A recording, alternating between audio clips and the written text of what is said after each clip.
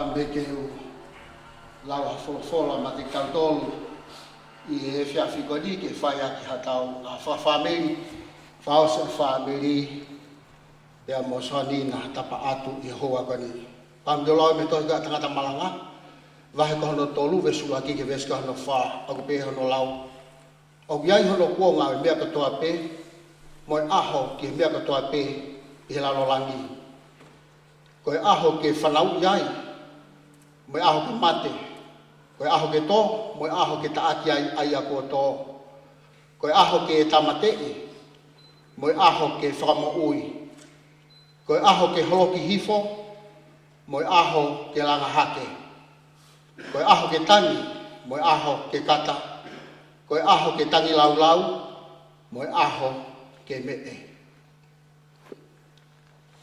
On behalf of our ulumotua ko mau ulumotua ia o kutoi pe I heta miniko lata I takamnome Havea ko hono foha pe au Samuel Havea ko whawheta I pe ko hia ko mau kau whata o family and the whapapala I hoa ko ni. So at the moment I'm gonna use the both language English and Tongan because I thought we'll mix here tonight pe ko whamalola ke o tua ke tuku mai ulumotua tau ke he ni whata whapapala ke to ta ke to ape ka tuku mua moku ke whai ha whawhabiri mo ki tau tolu I hoa koe ni koe wahe te uwhai he kai toe au ngai a ki he tō whiwhine koe ni whababalahi ki hono whangatoko ua whangatonga ane koe ku wahe a koe ni e au ngai a ka te tau au kai e ni whamiri tō tahaka tō ape whababalahi atu ki he whai whikau ane whare lotu koe ni tāpekina koe he ki kau maha a taki lotu. Ko whalere to whai ki ngā ue a Sharon pia mokolo. Ko e matalatala noa mokolo. Ko e taipiko toa pe a kokumana kumerie whaaluanga tangata ki e ua. A paia o kune alo whekau komi mo kumena mo whea Samuela. Pia kone koku hau pe ku kata o kune mono mau pe tola te au kia te au. Alu moena ayak hau me. Ko e taipiko toa pe kori te ngā ue. Me tonga folau wange ki ewa. Ai koe mea ko manatu merie ki he tamai o tō whiwhine koe ni. Pea ko whawhita I lahia ki o tua. Tō mua ki tau whoki mai ki he wholofola I he aho koe ni. Koe whanatolai na whai e Solomone. Pehe e Solomone, koe tau nofo e lalo langi o ku whakataimi pe aho ko tō ape. While we live in this earth is temporary. We no longer live here forever. O kau tui e ahoni ke repi. E nea kai ka hawhaka kau. Te ke maa vai. It's too early. I heard my sister, she was a 53 years of age. It's too early. But what the Bible say, what Solomon said to us tonight, everything in this earth is temporary. Koe mea katoa pe I he mamani o ku whakataimi pe ia. Tā mai ka te tautou, o koe e aho koe tangi. O koe e aho koe fia. Singai whamiri, koe taimi lahia, tau nofo pe tautou whakakaukau pe koe fia pe. Most of the time, we just rejoice, excited. We never think about the time of time. But as someone say, this is the time of uplift. This is the time to die, time to heal. Kaya kune whamanatu ka te tautolu ngai whamiri. Tautu ya kui heni. Ai otua ke ne toko ni, ka ne tāke kina ki tautolu, I he mea kotoa. Koe pōre ia ai wholofola I he aho koe ni. Koe mea kotoa he universi, o ku whakangata pe. I he ahoni tā o ku mahina ka te tautolu whamiri mo e kāinga ofa kotoa pe. Koe tau nofo I he mo uini o ku whakangata pe ai mea kotoa.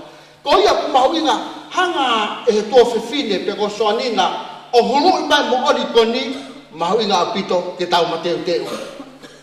Be ready all the time while we live in this earth. My question, are you ready? If you die now, where is your eternity? Tamai he wholofola ka te tautolu I ahon o ku tau mo ui tautolu I he taimi pai ke tau ilo ki tau tolo. O pai taimi tau kata. Pai taimi tau fie whawhai e mau mea. Wha eiti mau la wake ape umotua mau fie mo Soanina. Ka kata. I he ahoni aku keheia. Pai toi kata. Pai ke toi fie tō fine ko ni. She's gone. But the sermon reminds us, everything in this earth is limited, temporary. O pai se maka te tau tolu ke tau lata I ngai mea o e mo uini. Ko mea kotoa pe ku whakataimi kotoa pe. Iai pe taimi te uwheo hia mo ulu motua, iai pe taimi. Who is gonna first? My ulu motua or myself? Kono uina Fiema'u ke tau fia ke tau hanga mahi noi, ko mea kotoa pe he mo uini, ko pau pe ke ngataya. Ko whamanato whai e Solomone ke te tau tolu, si whamiri mo toko taha kotoa pe, o tau yene whamiri whaosi pe a mo tō whiwhine, whae koini, Soanina, Tapa'atu, o tau tui kune whamanato mai ko mea kotoa pe I e mamani, ko pau pe ke ngataya. Sai ko whehui I he ahoni, hana uhinga ai poto, hana uhinga Solomone, o wai aho ke mate, o wai aho ke mo ui, o wai aho ke whanau iai, o wai aho ke whakamo ui, o ku whamatala whakauliriki, e he poto koe ni ka te tau singa hai whamiri, I he aho koe ni. Mōni pe kosperia sione. Talangi sisu hene kawakonga. I went up to my Father in heaven. Then I prepared the room for you guys. Then after that, then I come back to heaven and take all the believers. Kakantui ko toa pe, teu alo teu e up. Tano molu motua, nai taimia nai whanonga loloa mai tō whiwhine koe ni. Nai taimi lahia, nai haklai. Nai taimi nai whakapapau e ne mo ui. Nai taimi nai whakalau loto ke o tua pia hiki. Mono ui aia. Koe kalasia ku tau kakata pe tau tolu. Koe te tātai tō kai tō rea mai a os alo ia. Pai ke te ilo e aho hopai. Whanunga lai wholofola. Ko tau no fo la a ko ni o ku whakangata o pai e taimi ai me a kotoa pe. Ko ku pore family mo to ta kotoa pe a honi. Ko me a kotoa pe university o ku whakangata pe. O te ke fu mo hanga ho tala vo mo fa o fa. O te tau fu mo no foa I he tau pisini simo ko a whaka o fa. O te tau a mo no foa ko nga ko ha lotu. Ko ha Palestine, ko ha tonga te iai, ka te mo no foa. Ka ko tai me hui mai mate ko ke to pe mai. O le va na ki ha me ha lotu, a ki tai pe sio ko ho foa ka venga lahi e lotu. Ko ne ha pe mate, a ko ne to pe wa ke vai. Ko pore ka te tau tolu I a ko ni. Ka mai e Solomone ka te ki tau tolu. Ko me ko to pe I mamani e ngata pe e ngata pe ya. Ko mea kotoa pe I mamari whakangata pe. Ka mai tohi whakahaga te ki tau tolu. O koe ngahi tohi. Pea koe mo tohi e taha. Ko ku whehu I. Tohi nahi ngahi tohi o mo ui. Ko tohi e taha, ko tohi a otua. Ko tohi taha, ko tohi kotoa ki tau tolu heni. Ka mai e au ki aho ko ia, e ai e tohi e taha mo ngahi tohi. Tari ui mai. Whaifikau sa mi wela. Pea ka mau kai I longa hoto tohi. Hoto hingoa he tohi. O toi whailonga whehu ia. Ko e pore ka te tau tolu. O te tau mono fua whamiri I he ahapa ni. Ko ku whehu I. Ko tohi nai hotau hingoa I he tohi o e mo ui. Ko whawhitai pia ko whawhikau pentekosia. Kai awea pentekosi iai. Pea ne tohi au I kai. E ti peni me whawhia ngai ngā teu whai ke otua. Ko sias pentekosio ko iai ko e rei polo pe ia. Koe ke ne Havea. Ka ko higa ko whamanatu e ahoni. Pea ka pau te ulotu ka tō mama o me he wholofola mo whinangalo e otua. Hei kai tohi o hingoa I he tohi o mo ui. Ko whehui ka te kau tolu e ahoni. Ko tohi naho tau hingoa I he tohi o mo ui. Whakamanatu pe e Solomone, family, ka inga siasa tau heni I he aho koni. Ko mea kotoa pe I he lalo la agu tau iai e whakangata pe. E osi pe ia. Mea kotoa pe heni e auha pe ia. Tano ha kosperi, matala sa los. Tangi mamahi, hono mo to fefine, mele pia mo maata. Tangi mamahi, na whanongo kuofi masisu. ta whawhit ma sisu. Tangi sisu, ka bana kei hene, hei kai mati ho matunga ane. Mary and Martha, their brothers died. He's gone, passed away. When they heard Jesus approach, and they need Jesus to come see, this is the man he loved. He liked it. So when Jesus come approach, and Jesus asked the question to Mary and Martha, who is he? They buried here. But the law of Jews, just 4 days. Kau hika na lape, kai sisu, os ova afa, ka fei wala fa mota, ko lao kau siu, o ko ngari wale, ko ova pe hape ki afa, ko to mo uya os mate ya, it's gone. But behere ba sisu, Mary and Martha, do you believe I am the resurrection and the life? Then Mary and Martha say, we believe that, but when the last day. Tāngere ba sisu kuam ko to tu mo ui. Tau tu ia honi o ku to koto ai fa'e ko ni. Soanina tapa'atu Fai'aho ko ni. O ku ne o si whakapapau I hono hala hina ia whanonga anga nai fōwa. Tāngere ba sisu ko feia ka ala. Then Jesus said, Lazarus, you come out from the tomb. And he stood up, came out from the tomb. Just only one God, Jesus Christ, our Lord and our Savior. Then we believe there's the same God as Soanina has said. God to her life before she passed away. While we're still alive, we need to prepare our life. We need to get ready for when Jesus coming. And Lazarus stood up. And all the people around there, they were surprised. They stood closer. And they were just only Jesus. Jesus is the way to the kingdom of God. Jesus went up to the Father, prepare the place for us. It's not for the assemblies of God. It's not for the Tongan church. It's not for the Balan or English church. Jesus said he's going to prepare the room in heaven for all the believer. If you are a believer, for us. Then the apostle Thomas asked him, Jesus, we don't know where you're going. And also the way to heaven. Then Jesus said, I am the way, the truth, and the life. There's no one called to the Father at least through Jesus. We all different denomination. I know my sister, she's a Methodist. I am the Assembly of God. Then we all believe as a Christian, the passport to the kingdom of God, just Jesus Christ. There's no one else. Ramai ketika tahu hemo oni ko ni, to framanatu tuku ke frauso simaya ko, vai fra family I Fai'aho ko ni. Ko mahuinga ia ketika tahu family kai nga ofau tau helo nuku Fai'aho ko ni. Ko sisu kalaisi ko tari ke mo ui. Ko pente ko si ko tari ke mo ui. O ko famba ke ria hesias ko iai. Ko ke famba halalo to apiau. Ria apiau he ko fefka pente ko sa. Ko sas pente ko si o ko hala ke puri angai otua. Pe ko fra malo ke otua. Fa mahino mai fola ai otua. Ko sisu ko ia ai hala ki puri angai otua.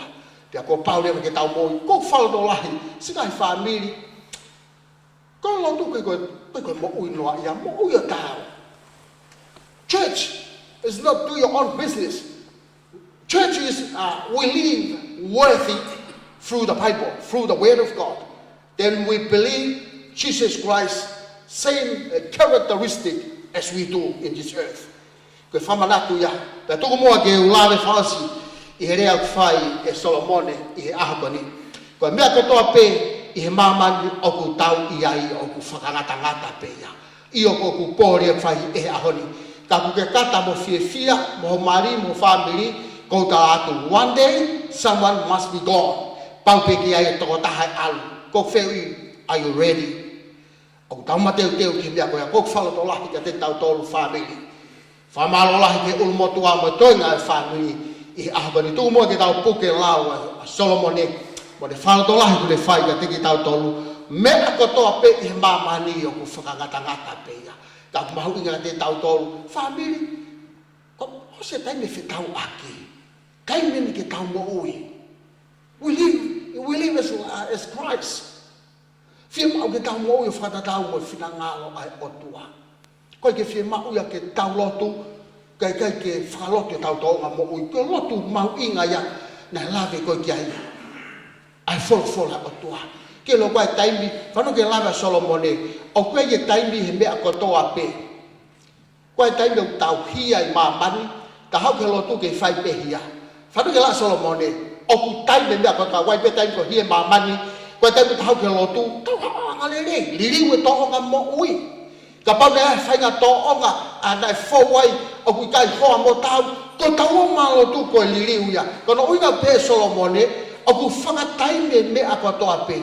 O koe taimi koe pehe, koe taimi na e ke vongponga, taimi na ke matengata. Koe taimi ni ko ke uluhina, whatotongi whanelot, uluhina aia, o ku kei mo ui matengata ape ia. Kei whai pe toonga ia, o kai whaoi fua ke o tua. Ka mai Solomone, o ku whakangata mea kotoa pe. Singai famili, o fatu ka teki mautol, o fatu ki e tō whiwhine ko ni, Soanina Tapa'atu. Whataongi hanga i tio tāpe kina ko, o fatu ki he whahu, i he houa ko ni, tūpe o tua ke ne whakamalu ki tau tol i he aho ko ni, ta tuku mua ke tau kau ngā mama. Tala noa maaria si so ku le whai, tala rewa si so ka mere mo maa tau ko tui, ko au ko toi tuk pia moe mo ui, tangi rewa iyo matui, ko koe ko toi tuk moe mo ui, i he aho whakamui. Ko iau tau whawheta ia ki he otua, o kune whakamahino mai ka tiki tau tol, i he aho ni, o whakangata mea ko toa pe, te koe rewa mo ui, ko toi tuk wake i he aho ko ia, whakamahino mai si su, te tiki tau tol, koe au ki he aho ko ia, koe aho ia te tau toki tuk wai o whakamahino, whakamatala tau ngaue o ku tau whai. Tā mai rewa he tohi ngaue ako apostolo ke teki tau tolu i he aho ko ni. He kui kai ke te ai mua hingoa i he lalola ake tuku mai ke tau mo ui ai. Ka ko hingoa peo si su kalaisi kai pe te aha hingoa ke tau mo ui family ko ku pore i he aho ni. Ka pau ke pore helo tu family ko no inga kua whainga mea o ko pore i whau nai tau tolu. Tuku mua ke tau pore helo tu he aho ni.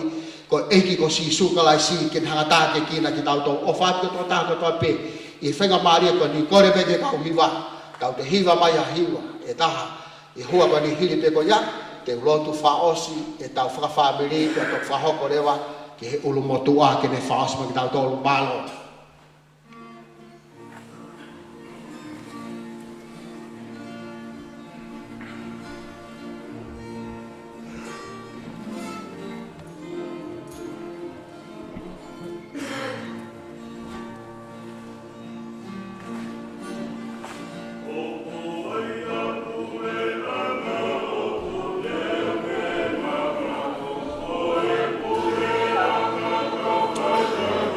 Oh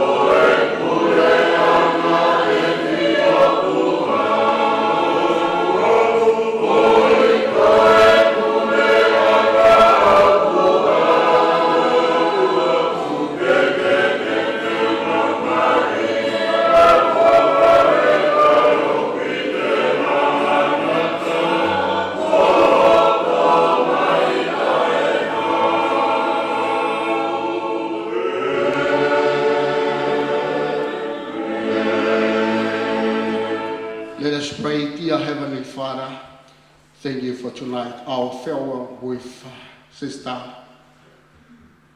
But we pray your Spirit, that you guide, that you lead us tonight. Thank you for your word. We pray your direction. We pray your anointing. We pray your wisdom. We acknowledge your power and your strength. We're here in this building to glorify and honor. We thank you for everything you have done for us today. We here, we mourn together, we cry out because of this sister. She's gone. She's never coming back again. We just met in heaven. But our prayer, we commit her to your mighty hand. Thank you for everything. We give her glory and honor in Jesus' wonderful mighty name. Whawhirahi ho maulau maari e, ko hea koe mau whamawai mo e tōwhiwhine koe ni. Mau hapai atu e ne mo'ui ki he awhiona. Tāpekina e ne mo'ui mau whawhetai ko hea na iai taimi me whai ai whiohi. Whamalo atu ko kerepi mo e toi ngai whanau, ko e maulotu ia ko e angai whanonga. Ako naki mai Solomone, ko e mo'ui e lalo aku mau iai, o ku whakataini pe mea kotoa. Whawhetai ho maulau maari e o tua. Ke mau ilo pe mea totonu, ke mateu teu e mau mo'ui. Aho te ke ui ki mau tolo tua, o ku whapapau e mau mo'ui.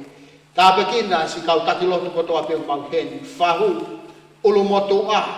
Tāpekina e whangatonga ane o te kia, tāpekina hono tokoua. Toi ngā kotoa e whamiri, mau lotu ke awhiona, hapai ato ki mau tolo. Whai taki o e whale koeni, mau lotu ke awhiona.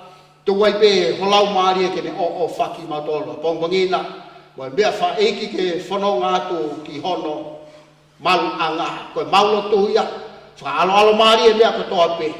Wha whitai atu mau whamiri. Tō mua aile rei mo langi katoa pe. O mau whai, kai mau wham ke mau kaiha asi. Mau whafoki katoa pe ia ke whateunga ke pe a whiona. Mau kori katoa pe ngai mea ne sisu kais ko alo ko i pe mau whamo ui. E meni, ko ke leso tau si suka sue mula mari mano ni. Na foi te tau tolo ko tau pe na heri kai fai po tai ngata. Amen. Malo.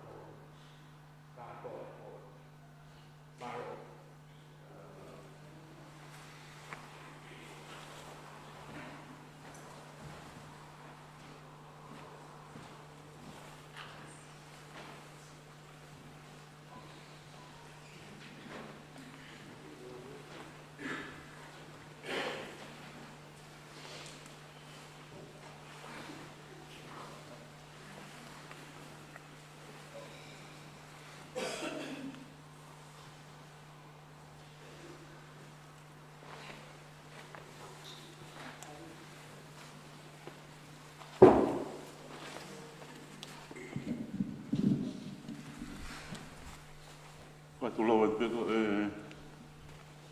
pe ku tonu e ku tu aku ke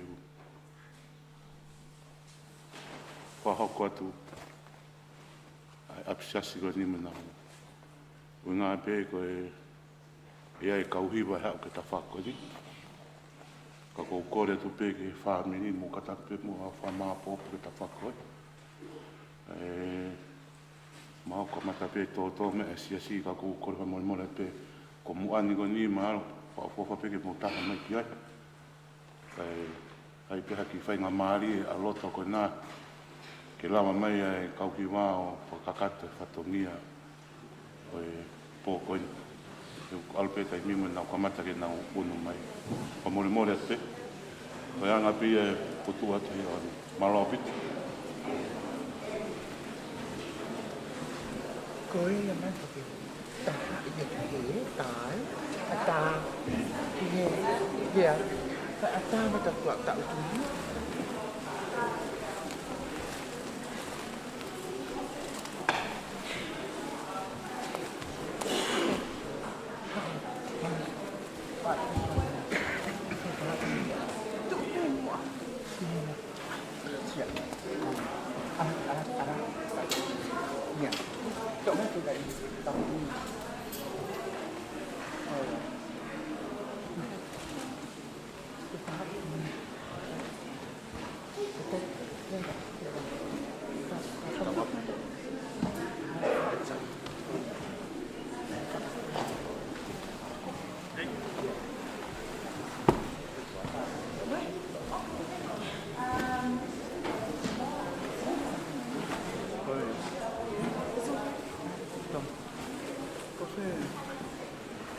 Yeah.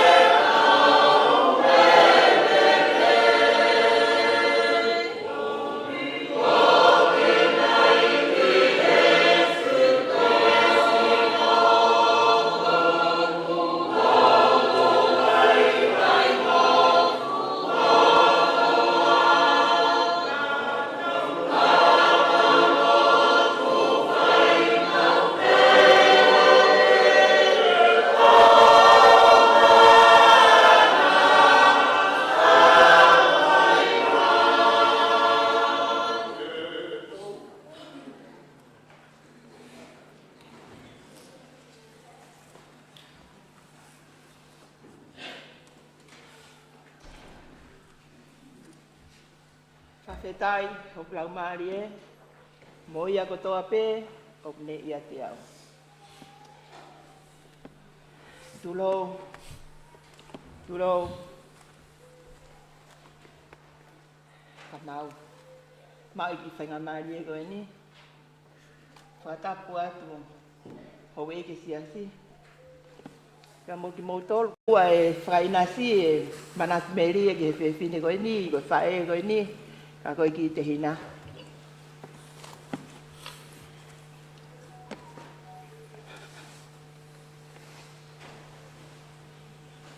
Lahi ngahi tala noa ke whai ai ka te tau e ki toto la lahi pe.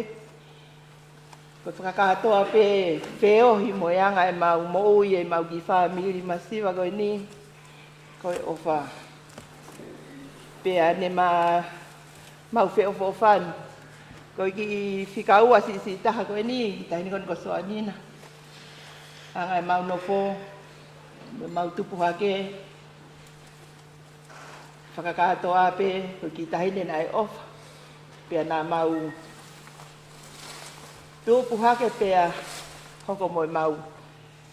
Hoko koe kau tangata lahi mo e whewhine lahi pea mau mātuku ai o taktaha kumi a ono kahau. Te ulawe pe ki he manat meli e pe ki he mawheohi. Hange koe ma whai whanonga mai he mahina e ua ko hiri pea tari ai hono ui ma oni ki ta mai o tua. Ngai mea ko toa pe whai heni na hiki mai o hiki whanua mai ki heni a Soanina ma uhoa heni ki a kere pipe he ki whai toa tolu o ni taimi ko toa pe whanau ia ki nau tolu o uheni. O smalolo e mau whine eiki. Ka te uheni ai pe.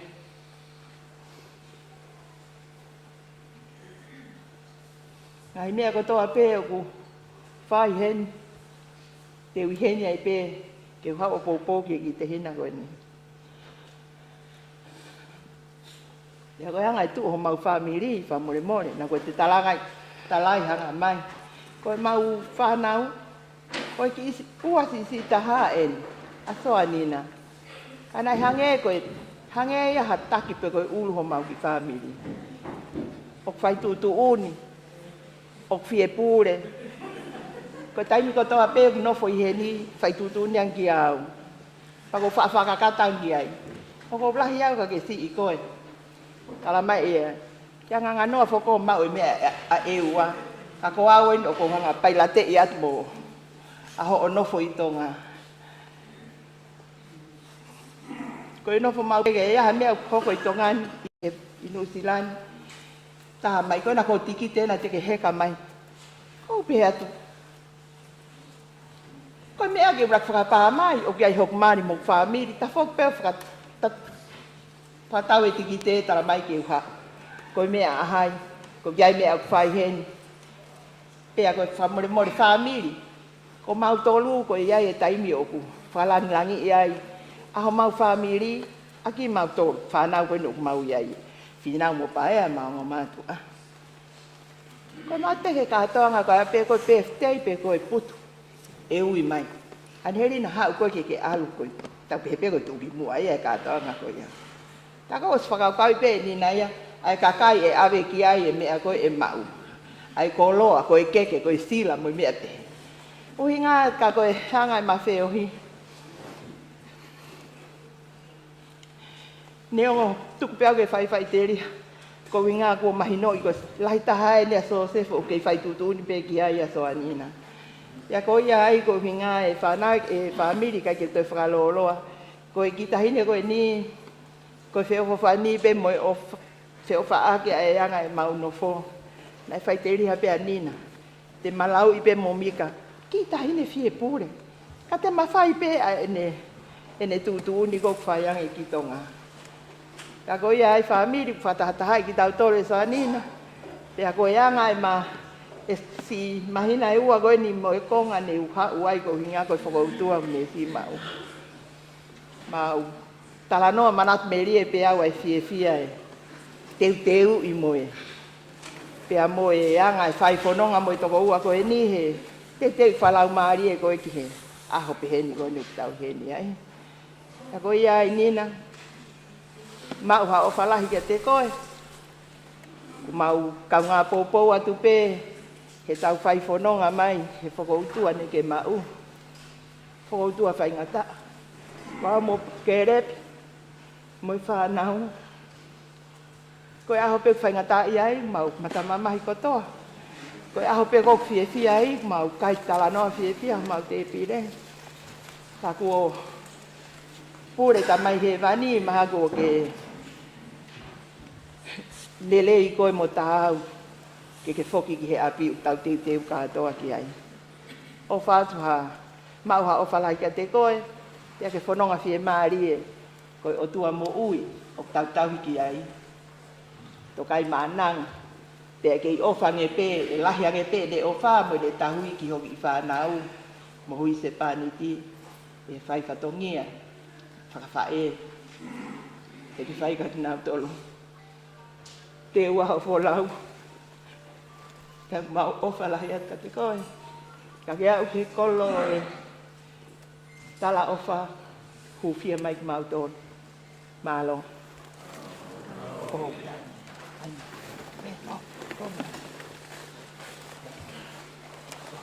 I dedicate this song. I dedicate this song to you. Te man, look at man. Look at that.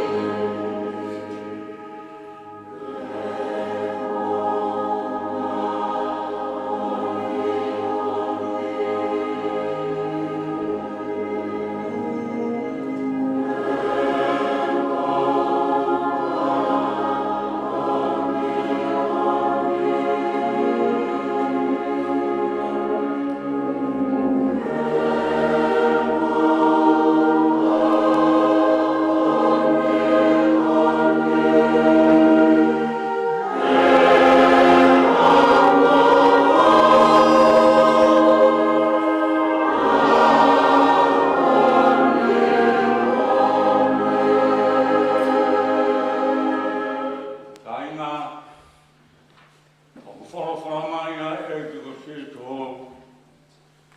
Wau ke ko tu. Pemo mo ui. Ko yo tu ki kai ke te au ne au ku pe kia. Ka tene mo ui pe. Pero ai au mo ui mo tu ki kai ke te au. E kai au pi to tene au ha. Tene mate o taingata. E kawiro mo ui a hokori. Pe tene tu mai. Ki tungai fu ke mui. E hiri hoku kiri hono au ngape hei. Koi ai te haka kano te mamata ki a eloha. Ai a te mamata ki a iu ne kau mau. Pea ka hoku ni mata e sio ki a iu. O i ka i o e kehe.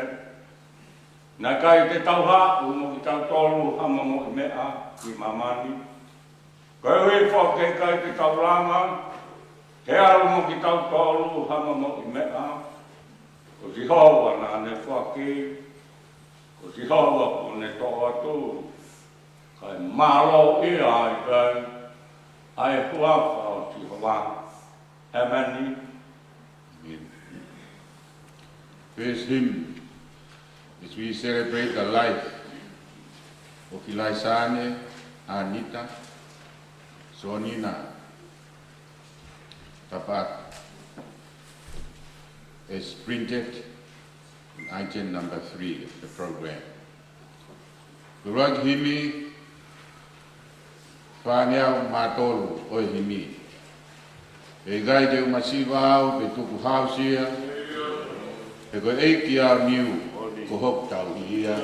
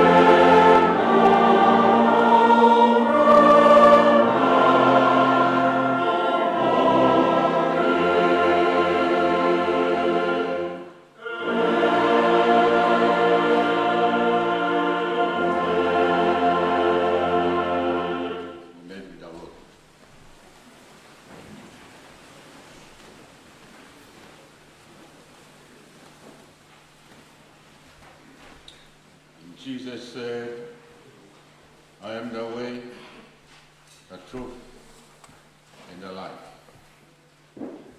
No one comes to the Father except by me.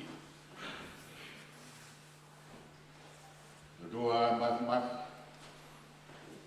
koe te tuanga o kau pegia e afion e koe mui anga e kakai tui mau whaftai atu e afion tāpuak ho om e whainga maari e koe ke mau whatata mai ke mau whaia lotu whaftai ka mai tukoloria ke afiona Kohi koe mo ui, ai whae whita koe mi e atua. Mo whaftai na taru, hono whanau ia, na eo ia, pia kilaga hake ia, e he afiona.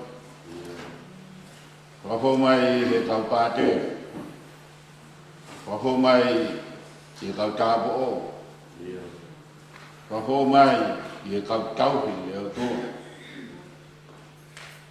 Iau ki he tōnga. Gune mau ahono leo leo mawhani. Si kere bi e o tōa. Iau mau whawhetai he awhiona. Nani hoko koe whakakoloa i e huse pāni koe. Ia tafe toriki a ho alo o wha whakafou mai. Ia ke lepi junior e atua, paia he loto. Pehe, ia whinau, kai umaa si maatari waki e atua. O mawi heni ke mau whawheta ia. Niongo, ai whainga tak, ai tari o e wuhu, pia moe langa, o e more, mehe loto whare e o toa, na mau ai ai bege taria, ke whai whina maroi. Tonu bege he ai e mau whakau kau, tonu bege puri ai da moe mama, tonu bege mahai da moe keresi, kai whawhita, koe awhiona, koe sihova, a tonai, uke Havea a si loto whare,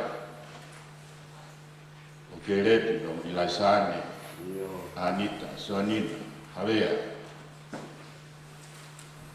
ia e amanaki, ia e tua meria.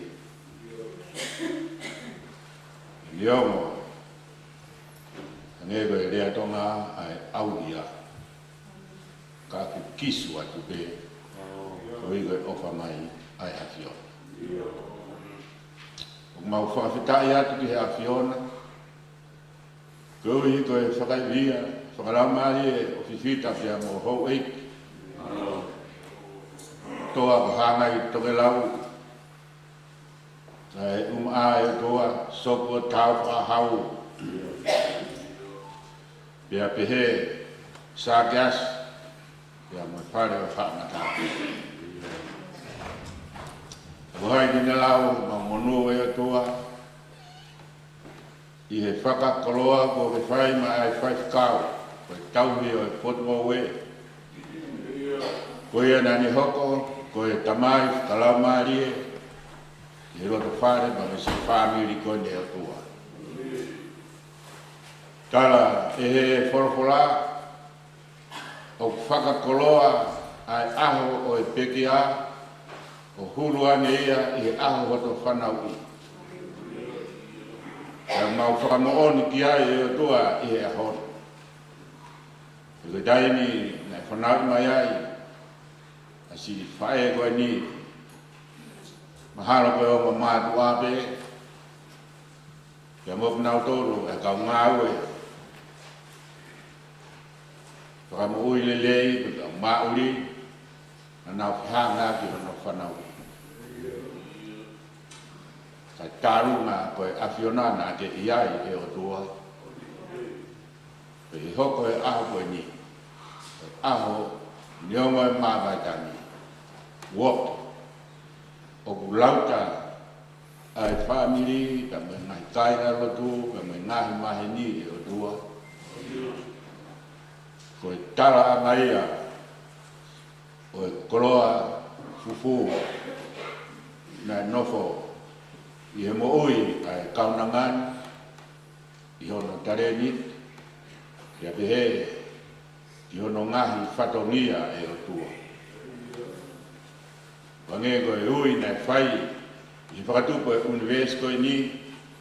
Mou ha ke tau ngahi tangata ke tau inisi. O pehe e o tua. Ai lava mai. Mea mai a hoe. Lava mai a umotu. Pehe ke whahu. Ai ongo family o tamai mo i whae. Pea pehe o tua. Ki he ngahi kawana kehe family kere. Ka mo ngahi maheni. Kono katoa te au ke sia o tua. O kumau i heni ke whakamo on.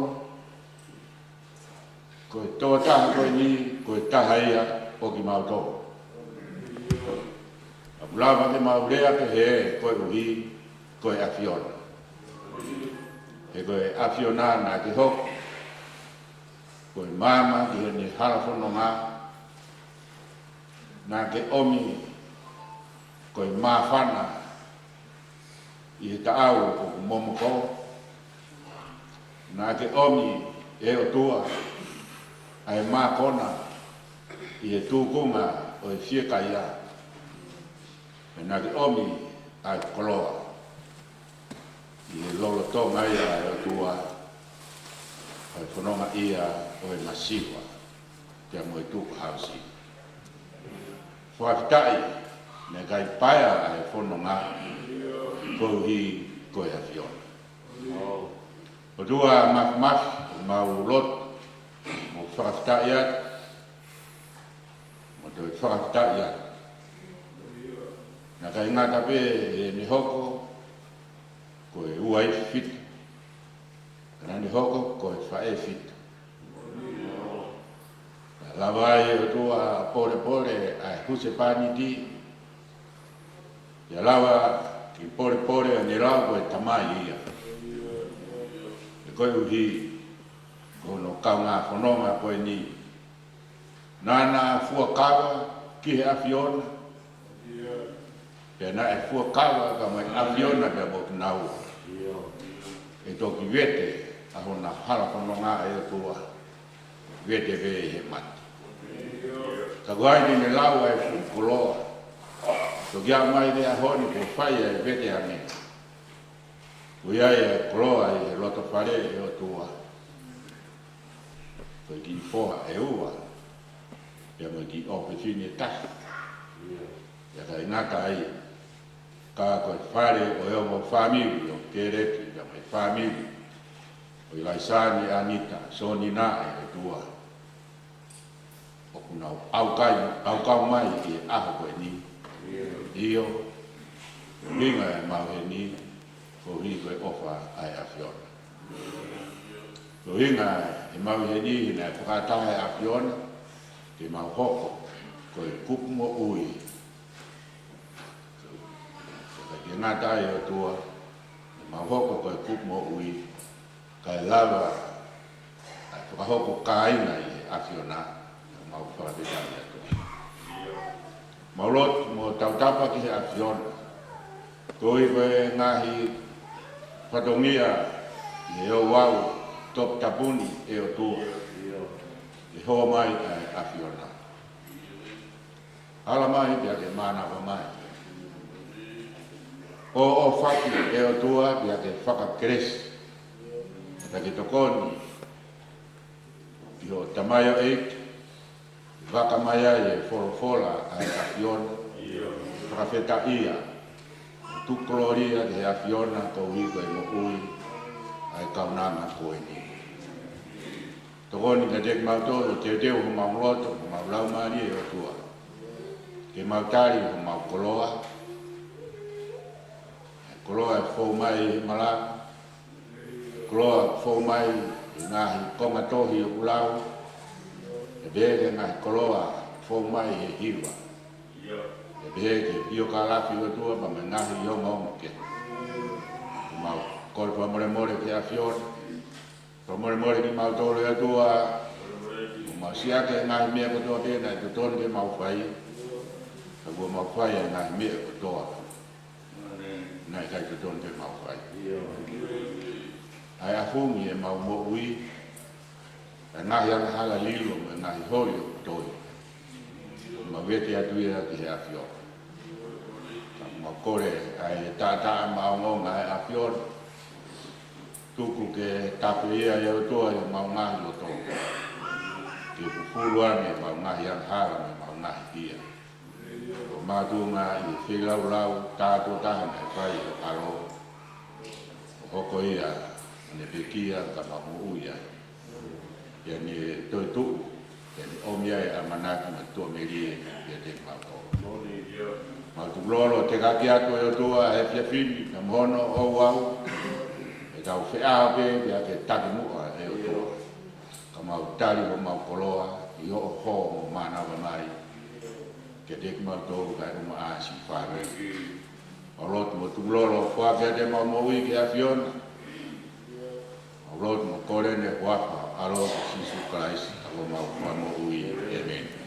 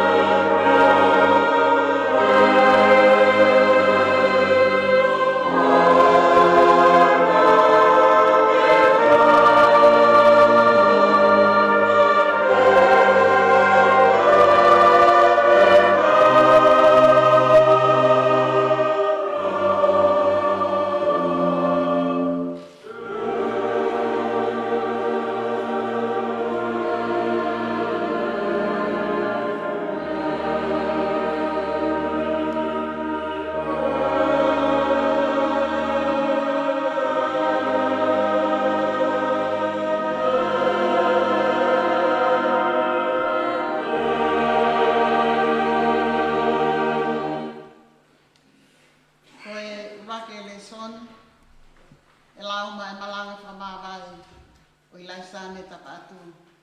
To ia ne ua fulma tolu Ilaisaane. Ko e sa mana ko pe o pekia.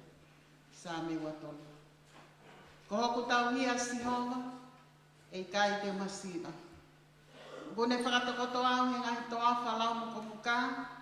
O kune taki au ke ngahi vai whakanonga. Ko hoku lau maali e o kune whakafoki. O kune taki au he ngahi hala o e maa oni. Ko hono uinga e, ko hono hua whape. Iyo, ne au e te alupe, i te le au malu aki ai a mate. E kai te umana mahe ki hakovi. He kokoe o mawhiohi. O si o tokotoko mo akau, o kuna whakawhiemāli e iau. O kuke teu teu mai hok ao ha te pile. Ka ko hoku ngahi whili o si o mehe. Ko ke panlolo hoku ulu, o ku whonu mahohua a e kuipu. Tā e tau pili mai a e lelei mai ala o whai hoku ngahi a hoko toa. Pea koe ku nofu he whale sihowa e whai te o lau i kōna. Ko le kau hiwa ke whai vai a tau hiwa. Malo.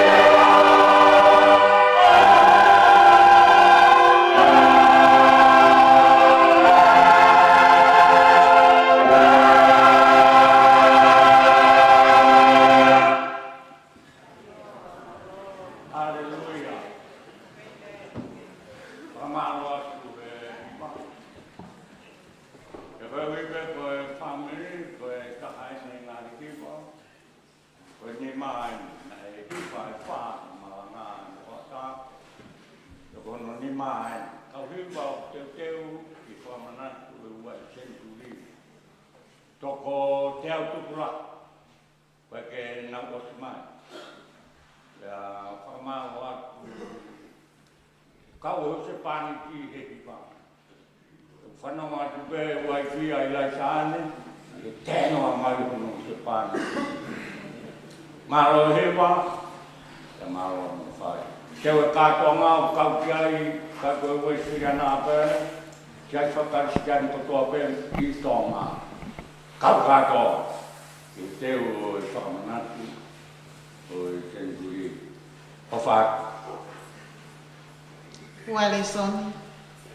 Tau toi whanau ki ai tō ia me rak ipseri ai apostolo ko Paula. He sia si kolinto vahe hongo fulumani ma. Malau atu mo e tangata ekse patalahi. Ura kolinto vahe tahani ma. Ka koen, ua fuatu o akalaisi me he pekia. Ko e polo o e whahinga ko mohi. He koe mea i e whau mai i tangata e mate. Pea whau mai i tangata whoki ai toi tuu o e pekia.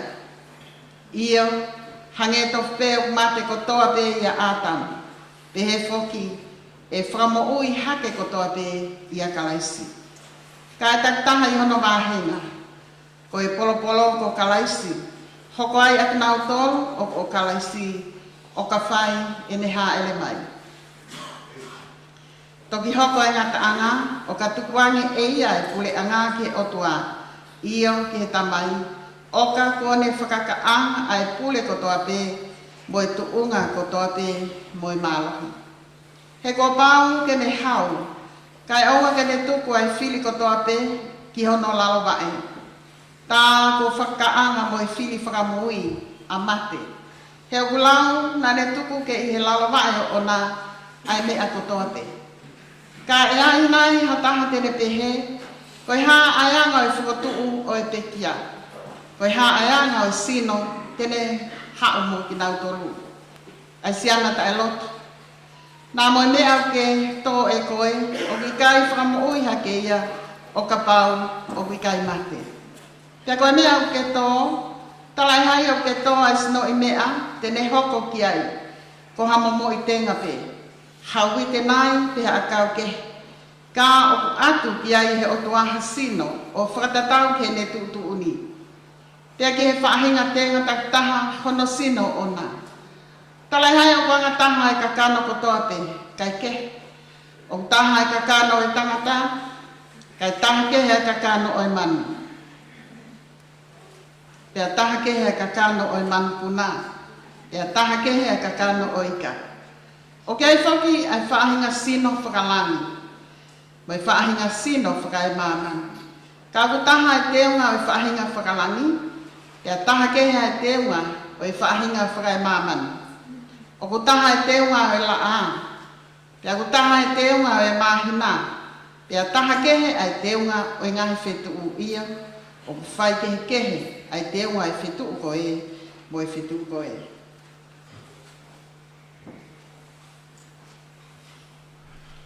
O pehe mo e toi tu o e pekia, o ku tō ko e koto auha, e whotu ko e koto tai wha auha. O tō ko e koto palaku, e whotu ko e koto te unga ia.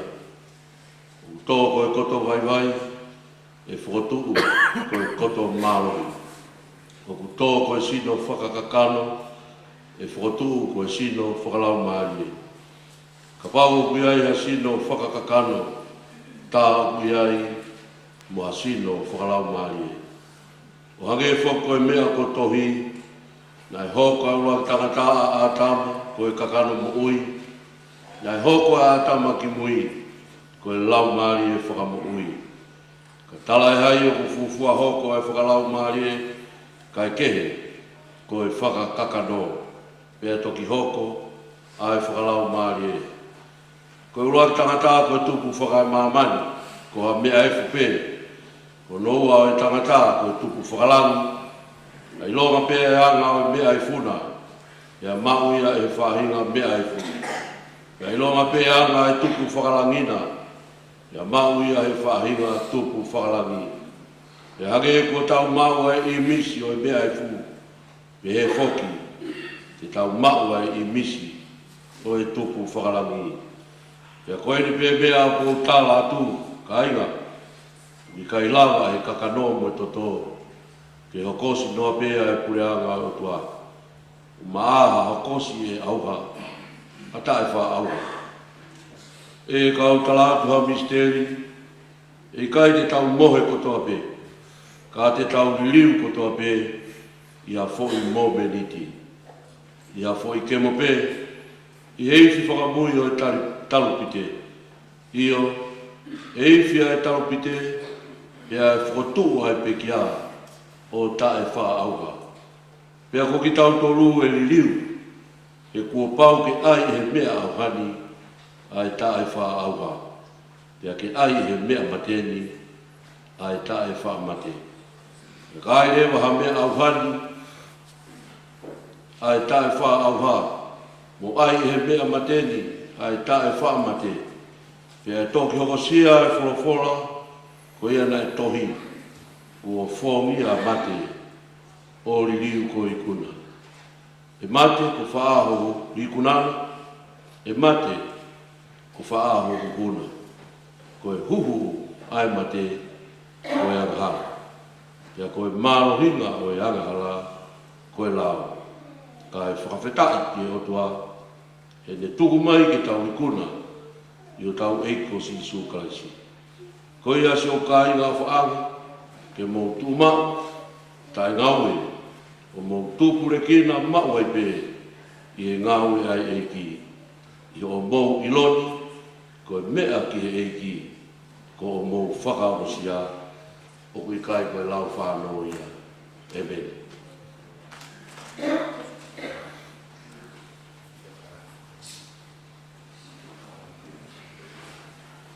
Ma more koe whainga maari e te mahoko e pio karafi o te kia. Mao.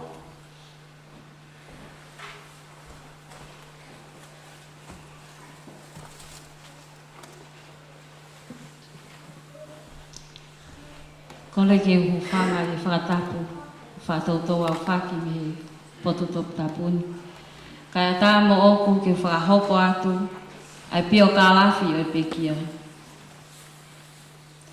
Ko e pio kalafi o Ilaisaane, Anita, Soanina, Havea, Tapa'atu.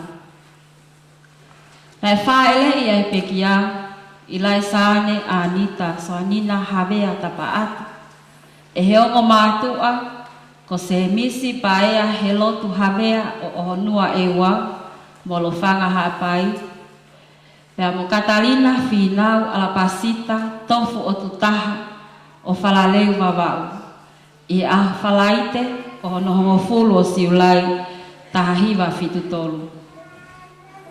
Ko paea Havea, ko e tamatangata toko taha pe ia a Ilaisaane Havea o ohonua ewa. Pea mo maake a hea paongo o lo whanga hapai. Ko Fiema'u Havea, ko e tama whewhine whikatolu ia, a manu talaloa sia sau o hungamisi wawau. Pea mo te rita tofu o tutaha o o tumapa mo whalaleu wawau. Ko e whakahingoa Ilaisaane, ki he whine eiki e ne tangata eiki, ko Ilaisaane Havea o ohonua ewa. Pea ko Anita, ki a sista Anita taurako waka o whalaleu wawau. Ko e tahine tā po o Isias Katolika, ka ko e first cousin ia o ene whine eiki Fiema'u Havea. Ko e Soanina, ko hono kāsini ko Soanina tonga, alongo peni tonga o haafewa haapai, mo Ilaisaane Havea o ohonua eua, mo mauwhanga tonga tapu. Tako e tama whewhine lahi taha ia, he whanau e toko wha a Ilaisaane. Nai pekia a Soanina tonga ke isi I au pito. I whakatamaki I he wakauta pāsese ko Charles David o e kautaha waka pita wona he loto taulanga nā whanua o honua ewa. Neongo koe pekia ene Soanina honoa. Kai kei lau maalie pe hingoa Soanina me funga fonua. Koe tama fefine asunia mo salone Havea o honua ewa. Nai tupu hake pe pekia Ilaisaane Anita Soanina Havea Tapa'atu I maufanga. Ie feitu nai iloa koe kau mo te volo. Pea toki liliu mai ki muini koe kau mo eiki ie kuonga lotuni. Koe pekia Ilaisaane Anita Soanina Tapa'atu koe whikaua si taha ia ie whanau e toko fitu a whihinau mo paia Havea. Koe toko ua fefine pea nima tangata. Koe lahi taha o Sosefo fie tangata nofo weringatoni. Koe whikaua ko Mikaele ale kaaselo nofo maufanga tongata.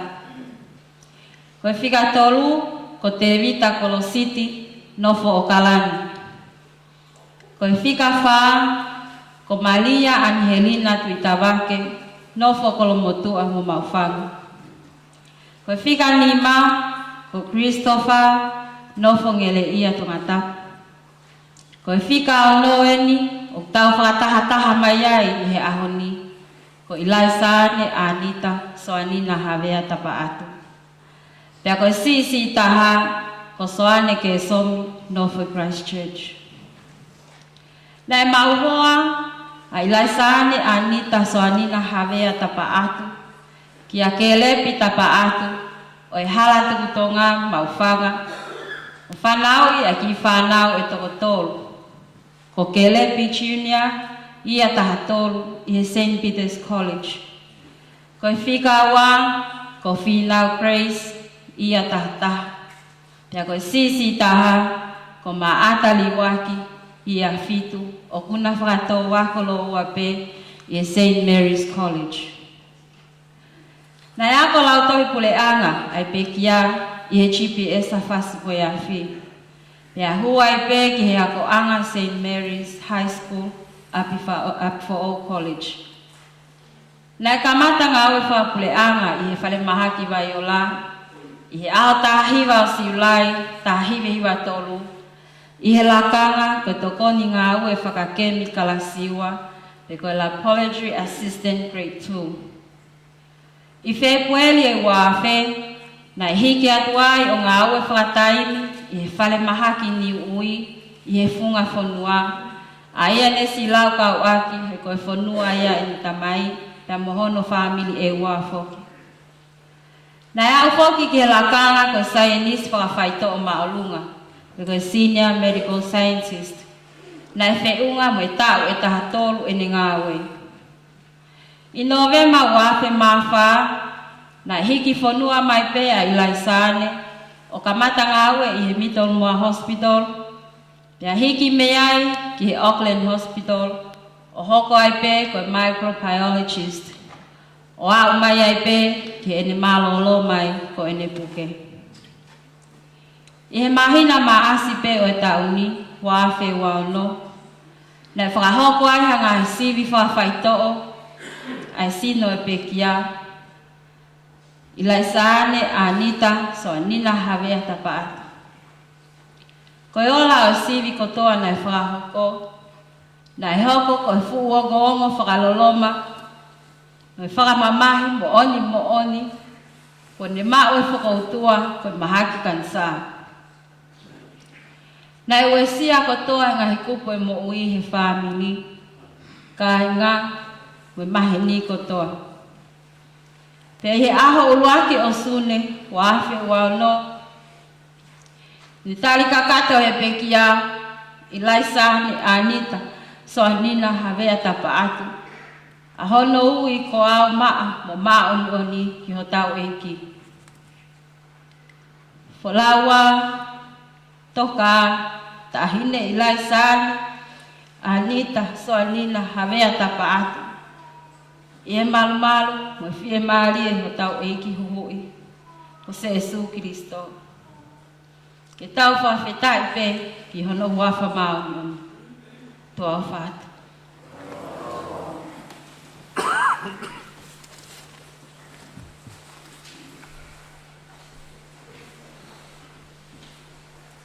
Ko e whorahora hei mi noa, mo kata ko mea haki tawiwa, whāngea o whitu ko fu mā whā o i mi. Oku tauhi a si ho, o iau he ofa. E i kai te utu e noa, o iau he ofa. Tene kumi hoku hao, pou pou i he whainga tapu. Teu ai kei nanga anga, o iau he ofa.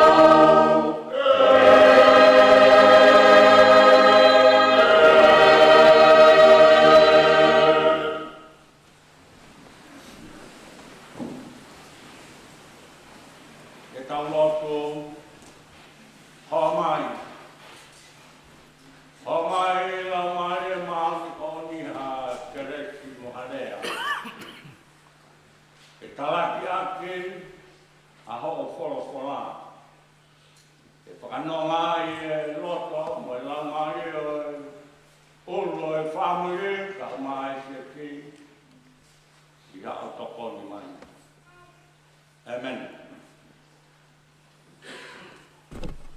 Kabenga malanga ke whakakorau aki ai whae tanu. Ke tonu, ai tuku anga, o lau maria. Ke tonu, ai tuku anga, o lau maria.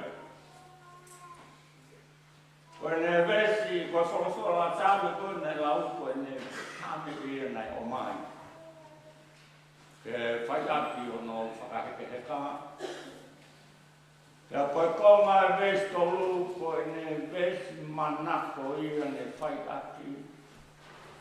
A e ne klawa o ikuna e hala whanonga e mamani. Ai o pēra na whakalea. Ko hoku rauma iau ne whakawhokere taki a hala e maunui. Halleluia. Mai e la. Whakatap. O tua ko tamai mai ala mai la mai e maunui. Whakatapu ki hono whakatapu. Whatapu ki he hoekei, i whika. Kau mai whanau mo whakamokopuna kotoa a hoeki. Whatapu ki he whahuru. Whatapu atu ki he urumotu a e whamiri. Ui tau, kai ngā kotoa, kau mai i whanau. Whatapu ki he whatakau sea mālolo, kau mai nei whatakau. Se whatalai kau mai siate, nei si ofai e whaen. Soanina, Havea, Tapa'atu. E kālangata i tua o whai ki tua mamao. Ka tā ke u whaiatu haki. Tā siri bē. Moha sia, whaitatau, ki wholawhola. Nai manako ai, ni whaiai ni whakatotola a. E nai whaiai e ni te wholau. Ka kiri mui a ko whakawhonga te hoeki. Kau mai whaikau te tuatalahi ni siaki o whakatengai māno ni. Ke tartari ai whahu, kau mai o motua whae whamere ko tobe o whalahi atu. Ka whoena, ai tawanga aina. Tailata aina, gohu! Ke koho mou whaingata ia, ko mau kau, he kau ngā mama, o whalahi atu. Mo whawhonga, mā ki ui tau, mo ki whāmi.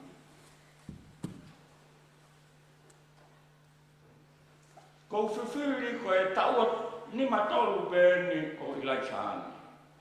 Ki he tonu e ne whiri wholawhora.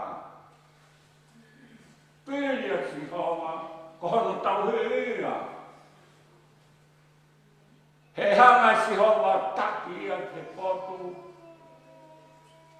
He toafa, ko toafa paka. Ke he toafa ia koe ni ulauma oi. Inu ai, he wai whakanoa. Tēne tonu e ne whiri.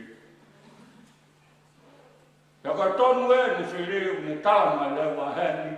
Ko hoku ulauma rea oku whamere, ka maisi ate.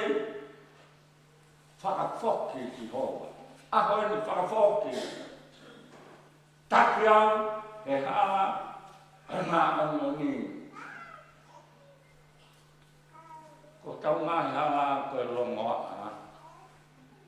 Lavea, mau lao. Koe hala, ko taki ki ai, e si hoa, ai whae ni Ilaisaane. Koe hala, Fiema'u. Hala ku mala. Oku hina e mea kotoa pēr. Ja koe hala koula. Tonu ia e ne whiri. Ono lau maki. Koe lau maare koe mea ai o tō. Oki ho tau ngau hei. Tau ngau hei. Iai bea tamai. Teke hala maare. Nane toki ho. Ho. Ke hoko koe, hoko moau. Kono inisi. Te koe ea nai whiri he whaeni. Ai sāmi koe. Te sāmi a koe ni kamalanga i vesu atu, vesu ua, vesu tau, lava, ono. Lava sa malanga whitu pe balu, te sāmi pe koe ni e ta. Vesu pe ono. Te ku tau whakapitaki gai. He koe ne tatau mai anu. Ki si ono huse pānti, mo ne ki whanau. Fiema'u gai. No ngā bea ko kurau maria, ku whakakoke si hoa. Ke waro he hara mao ni, he wani. Koe mo ui ia o tainata. Kune whakafoki o kurau maria. O taki au he hara, he mao ni. He toi ei hahara mao ni. Taha behara. Tama se sukua behara. Mo ni mo ui. Fo mai. Hara mao ni. Hara koe ki he wani. O mo himi na tau hi vai maria. Kone alu te halangi ke teu hatofi a. Te awe au ki ai, ke nofo ma moia. He kone awe hono rau maria. He nai tonu ene whiri. Nā ne whiri. A si hoa kono tau hi. E kai ke ngata ene kai lau ma ui. Oi ke lesi mai o whae o tua, enu hono, tataan. E kono i kua ngā ani, o kune tatau mai, krepe. Pea pehe ki a Fiema'u ka maata, krepe siunia, Fiema'u, ko mu whae, kaki si hoa, he hara, ma oni. Kai ke tue ha mama, kai ke tue ha afe, kai hala o e whiwhia. Hala o ton seka. Kune aru ki helangi, teu maha to whia. Tala mai he sāme, nā tau whora nā tau whanongo ana. E reu e tau mo'ui, me he mate o tā whamat. E reu ki tau tolu me he auha, o tai wha auha, koe hala ia, koe niu, tai wha mati. Pea tae wha auha. Kau tau wha me tai, koe tonu pasik, ai whiri vesi, ai whe whae koe, te kune toka, mohi. Koe pe ki ahe whora sisu, kai te whora lau mati, lau pe mohi. Ke longi nā tolu mohe e ki tala mai a potolo. Ne oma ku nau pe kia, kai toi tu bēi. Tui ki ai, te aloki ki ai, te whiwhia ki ai. Tara no omo se pānti, koe ne fwoi se kau whakaoki maana. Au ki e, whare kola o tonu. Havea a tokoni ke mai whamiri me whanau. Ke si aru e husi pānti. Ke o tonga e ne alu pe whoki mai ia. Ko horai whae. Ka koe ne whoi. Tala whakau sipe. Aru omia me tokoni. Mai whamiri me whanau. Hange koe ne tatau whakau sipe. Pe toki tomu ni atu yo si pe kia e hoa. Ka hana e kune whekau aru o omi, pe teke hoko o tauhi. Ai whane e mai ka whanau, he kua lawa ki whakapua ko tau e taulelei. He kua hoku lau maari e oko. Kune whakafok. Taki au. He hara e maungu. Ua pe hara. Hara tō he ngā whālahi. Mo whai mo fua. Kono mea ko mamani. Ka ko i kuanga ko mate mo au to mata au ko hala fa se fai na ta a ka ko au ai ko noi kuanga ko fie mo ta na ta fa me fie ko mo fa fine Ilaisaane Tapa'atu o ku ha e hala o ma o ni ki mo ui to ko ne vesi o ni hanga tatau mai to ko ne tala po ki o i kai he family be ka ma fa fa ka fa ma ni ko ne tatau mai ani Havea ngai maani Fai'aho tu pea teu. E koho kulau maari e oku, kone whakafo. E ne whiu tonu a si homa, koho tauhea. E kai te ma sewa, taki au, he potu, o kulau maui oi, inu, he vai, o ku whakanonga. E kuai, ando kulau maari e, he halaki he wani. Tala mai rewa whai besi whakausi. E tau piri mai re re me aro o whana. Ioku ngahi aho koto ana. Koe ku nofo, he whare si hopa, lau koanga. Aru kia no lau maari e. Nofo he whare, o si hopa, lau koanga, peka ina. Tomu, a ene whiri, hono iku anga. Tonu ene whiri, ai pot feitu tonu ke tupu ki ai no lau maari. Tahaina e rea whakaosia sisu. Ruke wahe watou veis whanau, ko ne rea whakasiwe. E tamai nei kaila. E tamai koena. Hoku lama rea ko pat, ni maa, tiri pea, e osi. Whiri a sisu ko no lau maari e. Nani te kaki. Awe ke heo tua, te toki te kia. Mea bini whai Ilaisaane. Halleluja atu. Koe tonu ene tuku no. Ene mo e ko si hawa hono tauhei.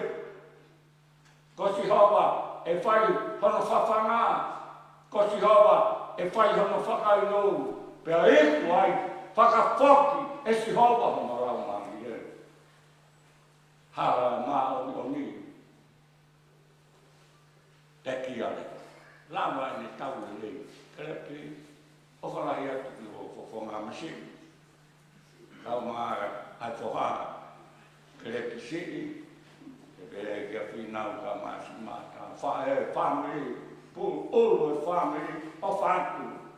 Homo ma opo, ke whanongo, ki he talapopoa, koe ne rea tatau ani. Ai ke tonu ho, whiri, ai kukuanga o lau maa. Ye ni heo whiri i mamani. Tana si su oua. Mamani au ko hono kola ono kahe ane pe umumea.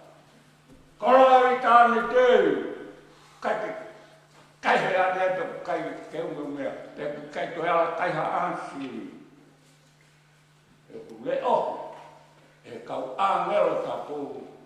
Ai ka kai ku na wiku o whanonga he hara ki he wani. Whaambe ke tau kau. Piri ke tonu, tukanga hala maari ai, tau whakapitai o teu atonga eki, atonga kotoa. Whamana koe wai senturi. Tau whakaambe, teu e kaina koen, tui e tola. E whalau, i kai ko musila Amerika, Australia, mo mamani. Pea kau atonga kotoa bai. E kau he whakame iti, mo haleluia, mo whakapitai ki o tua. I kuna e tonga, e senturi o noua, o lotu whakaisi. Whakatawani, ono matua, kau mai family ui tau, kau mai family, whakamanatua. Aho mo Fai'aho mo whakahopong, nā mo whaifua kawa atu. Te koe tahai ne whakawa na Fai'aho, Ilaisaane maau. Ko au Ilaisaane, Havea. O ko omi ko e karepi Tapa'atu. Ko e kuse pāniki o. E aho mau ai bau. E lalei mai kovi. E mau mea me masewa. E maha ki mai mo ui. Teu ofa mo tauhe, mo tāna fua kia koe. Kai oa ke whakamawa e tau hai mate. Nā mo wheloata. Koe uma tāpu. Uma he tohi tāpu. Koe ni nāne tauhi paro mesu mo e fua kawa koia. Toka nāne tauhi. Fai'aho mo ke te e si hoa. Toko tui pē te ke manaki ki ai. Ia koe ne pui whakaosi ana kia koe tauhi ana. O ta whamiri. E ongo kai ngā. E tauhi ni si e taki whanau. Ko man tui le lei whakamea kuhiri. Koe ne teu whakaosi ami ati. Ako e whanau ke whakamea lau ele soni tohi kapu mo he mei. Nā ne whai e teu mai ki whanau. Ka kone ka tau mai, whai a e koe kere pe hoko atu, ai tauhi. O ta whanere, ka mata ki whanau, kua lama, a kufu koe koe, au e hāki e wani. Kua whai tamai, mai aro, mai lama ari mau ni honi. Amen. Ni mange au, tolu mo fulu e himi, mo me hake tau kiwa. Ni mā tolu noa. O iau, ai mono ia, a taha o kilo e. Koe ne hia ko toa bea ko whakamare mare. Tama e sāne kai teu toi lai kai mā maro. Ko lani. Ko kuapi.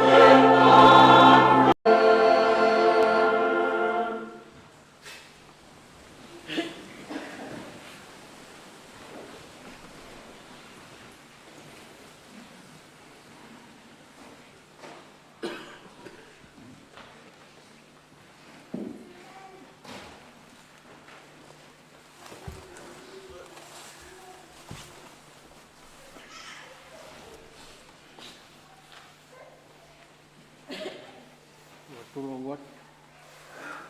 Wa marora hi atu e ni ki e tangata i fai te kau. Maromu a ai maranga la eiki kua pai e te whini. Ma ungo i o to'o atu o mauroto o whainata ia. Whakitaki.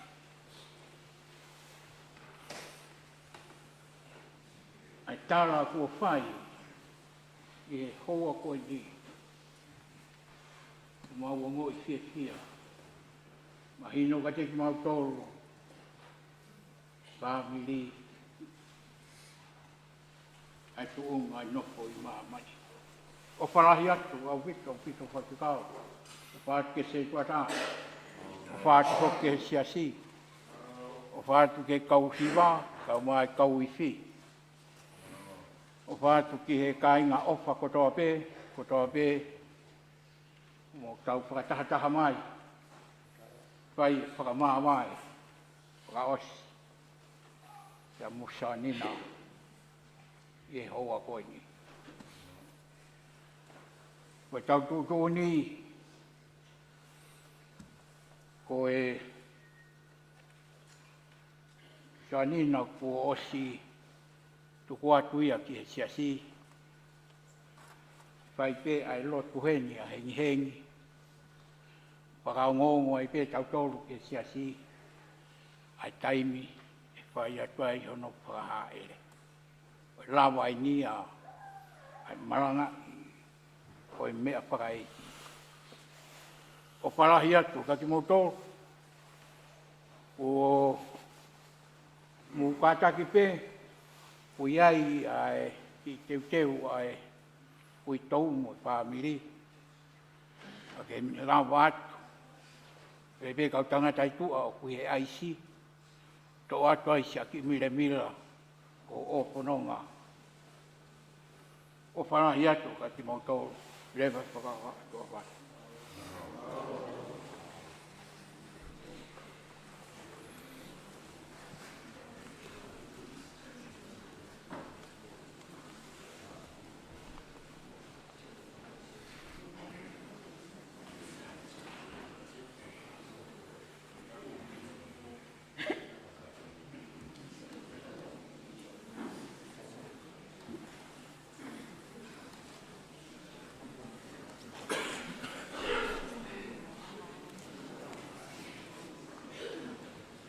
Ka whapalmore pē ki o motua, ka whakawhonga pē a me siasi, ka koe whatongia ko ke tū mai whakaongo ai whamiri ki e siasi, mo e whatongia ko hoki.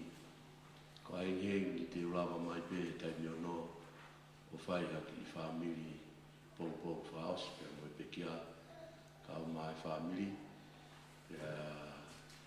e toki whaiheni ai lotu, wha mawai pia mo te kia a taimi o fulu, a pongpongi, pia hiri pe ko ia, pia tuk whaere mea whae ki whai toka. Whatatau ke whanono o whai, Fiema'u mai ki whai toka e o fulu mātaha, taimi tātaha, pia i heni pe ai o whai whakau, i o fulu pongpongi, whakakatu whaoso whatungia, o lawa malanga e o whiawhini. Koe lawa mai pē ke whai e tau ki lotu, whakaos, pia whakata e pe kia ke whakaere ki whai toka. Koe hiri koe ni e ho hoka pē ai whawhiao, pia i heni pē ai pe kia, pia mo i whamiri, wata pē a sasi, ke mo whiao pē ki e a pongpongi. Ata pē mo tolu, pia mo i olo, i e whamiri, ko tu e tutuku ai tokola. Moto pe a family de mo whawhiao pe o au pe taimi. O no a heng te were mai ke whai pe a tau ki family pongpongi. O aus pe a me pekia, pe a tau taikare ai pe ke hopa e o furu. E tō whakakato ai i loto, whaos pe ia. Pe a tō whaike kane wholau. Ke whai toka koe ni i mangere. Koe ki ongonga pe ia, ai tūkunga pe ai tau mea whai ki. Ke tau whi mai no ake, ka ono whakatoa, lawa e tau maranga i Fefini, Patavi, Fai'aho, Iwehiwa Pe, Tō Fai'aho, o Tō Mufia Foki Atu Maroro, Patapi, Kawetau Polkala Mai, Tia Pokoni, Maro Apito, Maro Whaimari, Maro.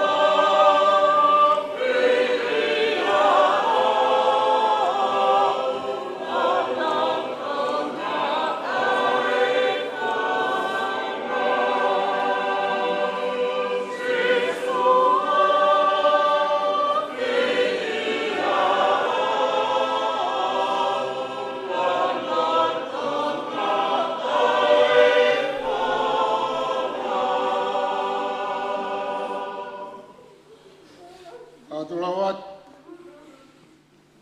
Kau rewe mua ki uformal malu ngai fratap. Kau whanonga.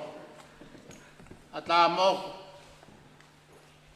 I whakawa manat merie e pekia. Ue mua ki whakahoko te mutuan. Kui ngoa tonga soap tofu o tuta. E taha au e whangawhai tangata e toko fitu a Soanina.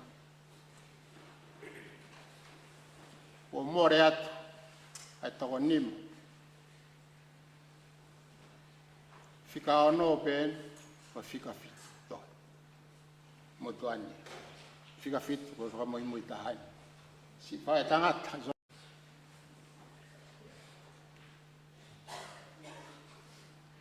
Manat merie motuan.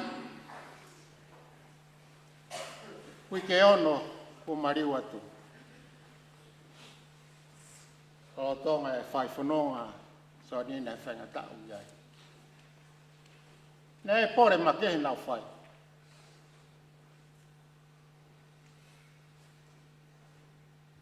Whahako mai Soanina. Whailau whai o mau. Toka atu i neo. Sas katolika loma. Whakatari eiki.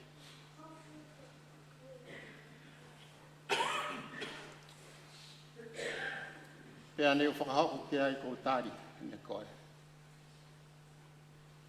Kokoa matlet. Filota. Me motuan. Ko whakaunga tāmaki. E palokia. I North-Soa o St. Mary's Parish. Ako taha ia whatongi au kuhoa. Ko no a whaha ere eiki. E fuatareiki. E si whahinga o whainga tāia. Hai du hoko tonu pia Soanina. Ka neongo koe ma nofui. North-Soa. E whakahoko mai ulapa peo whakahoko i. Feituni ki kau whaikau hen. Ngau e tatau tofu pe mo ki mau. Ane matari te rei. Whatongi a koe. E ni whakahoko e ki ai. Ma whakahoko e ahi mai ki ai. Ma tarei ki whai me mau ki loto. Aha pule lulu. E mo aha sāpate o wike koto. Aha pule lulu na mawhiri. O whai hono o kemo. I he pong tua pule lulu. E ma whakahoko. I whatongi a koe ni i te aha pule lulu. Pea mo e aha sāpate. Aho eiki. Foi wike on. Whakaosi mai i sāpate whakaosi. Ia hiki a Soanina. I aho. Moni te pong moni. Koe kou kore heni ki e koku hoa. Madlet. E whoki e a Maria Anderin. O ki mau tolu eni ne whakahoko whatongi a koe ia. I he pule lulu ma sāpate kontoa. Te pehe whoki ki e si whanau. Whina, e turik Maria Anderin na mou mea mai ki moani. Tau whaosia. Tau tātuku eni ka mo Ilaisaane. Neonga ne whakahoko i he sāpate kōsi. Wahiki ai moni. Ko kore ate mou mea mai. Whaiha mau ki hiwa whakaosi. Hiwa koe niu whanonga mau pe. Soanina i pule lulu ko sāpate. Mau ki whakaosi. Hiwa whakaosi. Ka te koe Soanina e kōkoe ni. Whatongi a koe ne whakahoko ki hai. Kia rep Junior, maata ka mawhina o mea mai.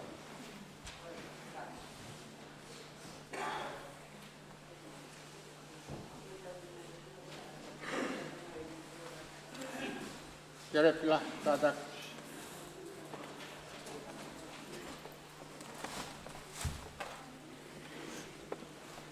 Ui mātoro ene whai whatongia. E aho e ua koe ne uike ko na whaha kia. Ko roto pe mo ke mo si whaos. Koe fia koe nei mau. Ta e anu tatau. Ne hongo e mo re u hoko. Na ia e fia ma ke. ki aki makatolo. E kaua eiki, whakaloto la hiki makatolo, e whakahoko whatongia koe. Koe a te mau i hiwa atu, e ki himi koe a koe fie fia. Ne ongo koe mamahi, ka koe fie fia au ki aki makatolo. E kua tari he eiki, ai whai whirau lau, ne whakahoko. Ono teu e pekia, e ne whai whanonga. Ange ko kulawe ne nai, whakaosi e sāpat, pia hiki ta ne pong pong moni. Koi ai ka ai ngai, whakaotoi ki manat meri e koe ni, pia e tokai he motuan, ko utau fitu o furuma fituen. Tokai he motuan do alu moia, e ku fie, e ku whakahoka whatongia, si motua tafuafi koe ni ka Soanina. O au he ku mawahe atu me mamani. Toki fua whai whatongia eni. Pia whai whatongia, koe ki princess ena mautolo. Na e hui e mautolo whanga whai tangata. Ia e tangata ko e ria, tangata ena e nofo hea. Ape o mautu whewhinemo si whanau koe. Koe ia e Soanina, whanau whakaosi mai. Teu na e whai kia te goi. Kaku ia e mau fia la. Ia e ofa lahi atu. Ia ki mau tolu. Malo. Oku ia fia kua usea. To o ese sua e kovia o teu fie fia